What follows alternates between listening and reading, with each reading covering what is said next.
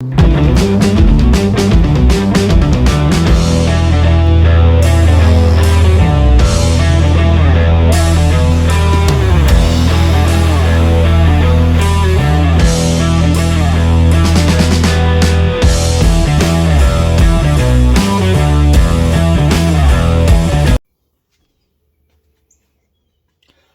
guys, so I'm going to show you this nifty tool right here. It's a Titan tool.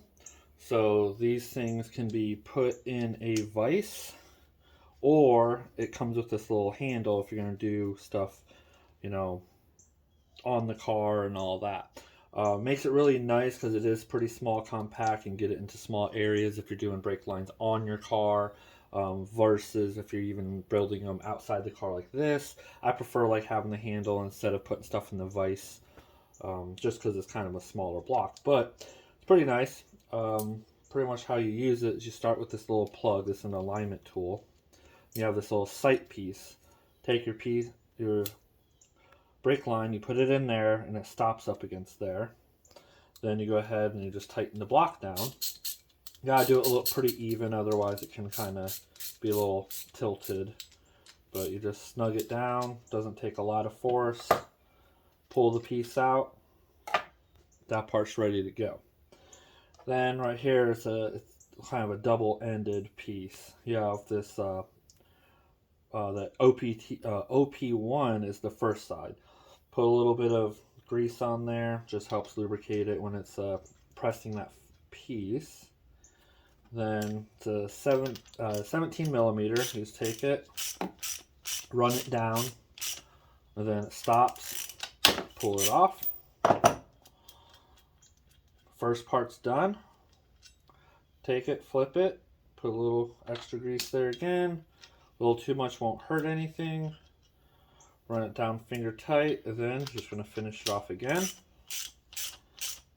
Once it stops, boom, that's it. You don't have to reef on it. It doesn't take a whole ton. Unscrew that. Then you can loosen this up, and then since you flared it, you kind of have to really loosen these things up quite a bit. It's the only sucky thing about it, but then boom, that is it. Then before I mess up, like I already did like 3 times today, don't forget to put the piece on it. But as you can see, it makes a really nice flare, actually. Very easy, quick, a lot nicer to use than the Harbor Freight ones. Those things are just clunky. If you don't have it perfectly lined up, then it makes them at a weird angle. I mean, this thing makes it pretty dang foolproof. So that's the tool I've been using for these. Makes it nice. I will look up, I've had this for a while. I'll see if I can find the link and put it in the description for you guys on where I got this. It wasn't much, if I remember. For some reason, the top of my head, I'm thinking it was around like 40 bucks or something like that, but don't quote me on that. I will find the link. I will put that in the description below on where I found it. It's really been coming in handy. I took this on Rocky Mountain Race Week. I took this on Sick Week because it breaks down to be pretty small, because all you end up needing is just boom, that's it. And you can repair a brake 3/16. They make them the blocks in different sizes for 1/4-inch brake lines depending on your application. So it just depends on which one you have, but mostly my cars are all 3/16. Makes it easy. And yeah, you can repair your lines just like that, side of the road, worst case scenario. I mean, fittings are pretty easy to come by at any store, you know, but worst case, if you're repairing something, you probably already have that fitting coming off your vehicle. You can just reuse with this little kit. But just wanted to show you guys that real quick, and kind of just going through and doing some of the brake lines right now. All right, it has been a day. Slowly been working on this thing on and off today, taking breaks. Just trying not to overwork myself a little bit. But I showed you guys how I flare those brake lines and everything. Here is what I've done today. I've got this, so I did the clear coat last night on the firewall and everything. So that was nice and dry this morning. Decided to start mocking some stuff back up that can go in here without interfering with the motor. Pretty much how I have to put the motor in here is I put the motor up from the bottom and it goes up from there, because the transmission actually kind of sticks underneath this bar right here a little bit.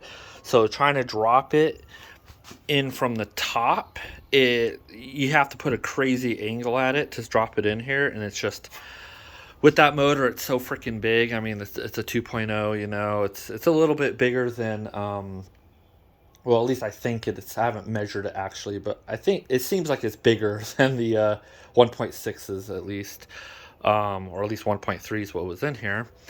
So I go up from the bottom, so it kind of clears all the stuff that's up here and all that. So I got the master cylinder put in, that's totally bolted down, the lines are in. So that line here goes to the back, so that goes down the firewall inside and kicks in, and then that's actually going to go to the proportioning valve right here. This is a Willwood proportioning valve. That way I can adjust the rear brakes how much bias it gives me. So this is actually going to go in front of the hydro brake, because I want the hydro brake though to give the maximum amount of grip when I pull the handle to the rear brakes. So I don't want this interfering with the hydro brake. But when I hit my normal brakes, I want this to actuate like normal. So this is going to go before the hydro brake, which I'm going to figure out where I'm going to mount the mount that adjuster somewhere inside easy to get to. That way I can do it on the fly, just in case, you know, a heavy load, because I mean this car will be, you know, going on race weeks and stuff, so I'll be pulling a trailer behind it. So I just definitely want to have the adjustability to add a little more rear brakes with the trailer and all that, and then loosen it up a little bit if I need to when I don't have a trailer. Hydro brake will be probably going right on in front of this, depending how it's going to go. It might have to go kind of up and above it, but once I get it here, I'll be able to tell where it would rest easier at.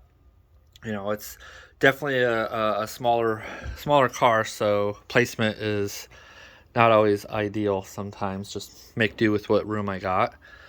What else? But oh yeah, that line, it kind of goes, see, it drops down there. Then I just got it terminated kind of right there, ready to get put in. Like I said, don't know exactly where the hydro brake and where the proportioning valve will go to be installed at yet. But I got the fuel pressure regulator. I got that installed, mounted. It's hard mounted now. Flex fuel sensor, kind of figured this little route might work. I do have a special mount that is coming that's kind of has a standoff on it. Then I was thinking, let's see where I put it. Right there. The 4-port MAC valve for controlling boost. This is what's going to hook up to the wastegate, and then a vacuum source, of course, or vacuum/boost reference off the motor. I was thinking about putting this thing about here, and that way these lines can kind of go in play with here. I added these little mounts right here so that when I start doing the wiring harness, you know, it can be nice and clean. Pretty much all the wiring is going to be coming from out of that port right there. And then I've got the LS coils, those are mounted right now. Pigtails right here to hook up. I've got the T off for the brake, front brakes. It goes over here, comes around. Now I ran this one inside and around because the exhaust actually comes right here. I'm probably going to have to make a little bit of a heat shield right here just so it doesn't boil the brake line. This one don't have to really worry about. This one just kind of comes here. I haven't finished the ends of those yet just because once I get the suspension put back in here, I'll know exactly where that's going to be placed at, and it's easy to pop the line off, so that's at least good. But yeah, I think it's looking pretty good. Got the steering rack, of course, put back in. I know it looks nasty as heck, but I do plan on getting a new one or converting this over to something else eventually. But for now, it does its job. It's at least, it'll get us through what we need to for now. And then once I get some time, I'll swap it out. It's not really on my priority list. It seems pretty tight. Doesn't really seem to have any slop. It just looks horrendous. So it's fine. It'll work. But yeah, I'm just trying to get little things done until I can start doing some bigger things. And yeah, just wears me out pretty fast right now. I think the next thing I'll be working on is doing the wiring, getting the wiring kind of started to sort out. Good thing is I've already labeled all the wiring where everything goes, and I've kind of bundled it where it goes. So I'm probably going to start working on that tomorrow, I think, just to keep moving. What else have I done today? Now that I look at it, it doesn't seem like a lot, but it's been a lot for me. I did put the reservoir in here. I was going to keep it remote reservoired, but with how high this thing sits, and then of course you have to have the reservoir higher than your cylinder, and the way the hose would have routed, there would have been a hump in the hose. It's going to be kind of a pain in the butt to fill it when it needs it, but this is kind of the best solution I've got for now. Ain't no biggie. We'll run with it. I'll figure it out, just have some type of little hose or something that I have to shoot up there to top it off if it needs to be. It really shouldn't need to be topped off unless there's an issue somewhere. I spring a leak or blow a cylinder or whatever. So it's fine. But yep, got the insides of this cleaned up a little bit better. Got some of the parts out of there. But yeah, we're just rocking and rolling, doing what I can. I think it looks pretty good. Looks pretty nice. Trying to keep it nice and clean. But that'll probably be it for today. Oh yeah, I pulled the wiper blades off, all the wiper assembly, all the arms and mechanism that goes inside, because there's just zero way I figured I was going to get these things to work. So I'll just pretty much be doing what everybody else does, and that's like using the Rain-X and Rain-X defog stuff on the inside for if it rains during one of these events. It's going to be here in Florida. It rained last time. Orlando Speed World got rained out last time at Sick Week 2022, which kind of sucked because that's my home track and everything. Didn't get to race it during Sick Week, but it is what it is. This year it actually starts and stops at Orlando Speed World, which is awesome because that means I get to run my home track twice, first day and the last day. So that's going to be awesome. I'm excited with that. But that will do it for today. You guys take it easy. Have a good one.